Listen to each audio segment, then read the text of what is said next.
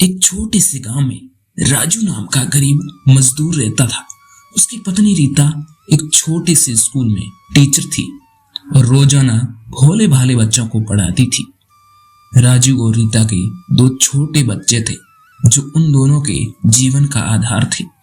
राजू एक दिन काम पर गया, लेकिन अचानक उसे सीने में दर्द होने लगा। वह दर्द को अनदेखा करने की कोशिश की, लेकिन वही दर्द बढ़ता चला गया। वह घर पहुंचा और रीता को बताया कि उसे कुछ सीने में गड़बड़ लग रहा है। रीता ने तुरंत उसे अस्पताल ले जाने का फैसला किया। फिर हॉस्पिटल में ले जाकर डॉक्टर ने राजू को चेक किया और बताया कि उसे ये हार्ट अटैक आया है। राजू की हालत गंभीर थी, वो थर थर कांपे जा रहा था। उसे तुरंत ऑपरेशन करवाने की जरूरत थी। रीता ने आंसू गिराते हुए डॉक्टर से हाथ जोड़कर विनती की कि कृपया करके मेरे पति को बचा ले, लेकिन डॉक्टर ने बताया कि राजू का ऑपरेशन बहुत महंगा होगा, लेकिन उनके पास इलाज के लिए इतने पैसे नहीं थे। फिर रीता ने अपने सारे गहने और अन्य घरेलू सामान भी बेच दिए, लेकिन फिर भी पैसे कम पड़ रहे थे। उसने अपने बच्चों को समझाया कि उनके पापा को बचाने के लिए उन्हें थोड़े समय के लिए अलग रहना होगा। बच्चे घबरा कर रोने लगे, लेकिन रीता ने उसे समझाया कि उनके पापा जल्द ही ठीक हो जाएंगे और घर आ जाएंगे। उसी बीच बेचे हुए गहने और अन्य सामान से उसके पति का ऑपरेशन हुआ। उसके बाद राजू की हालत में कुछ सुधार हुआ, लेकिन रीता को पता चला कि उसके पास अब कुछ भी पैसे नहीं बचे हैं कि वह राजू का इलाज करा सके।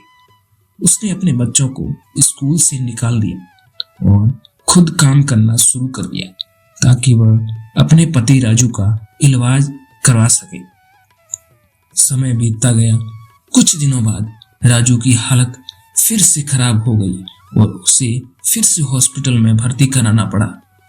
रीता ने अपने बच्चों को देखा जो भूखे प्यासे और बहुत ही रो रहे थे।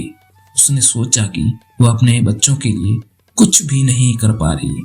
वह रोने लगी और रोती हुई अपने पति राजू के पास गई। राजू ने रीता को देखा और आंसू गिराते हुए कहा, मैं तुम्हें और बच्चों को छोड़कर कहीं नहीं जा सकता।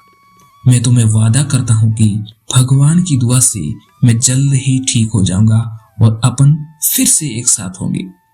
रीता ने भी भावुक होते हुए राजू का हाथ पकड़ा और कहा, मैं तुम्हें कभी नहीं छोड़ूंगी। हम साथ में हैं और हमेशा साथ में रहेंगे। लेकिन अचानक राजू ने एक आखिरी सांस ली और रीता के हाथों में ही उसकी मृत्यु हो गई। रीता जोर जोर से रोने लगी और अपने बच्चों को गले लगा दिया। वे दोनों हमेशा के लिए रोते हुए अपने पापा को याद कर रह गए थे, जो उनके लिए, उनकी जिंदगी के लिए सब कुछ थे।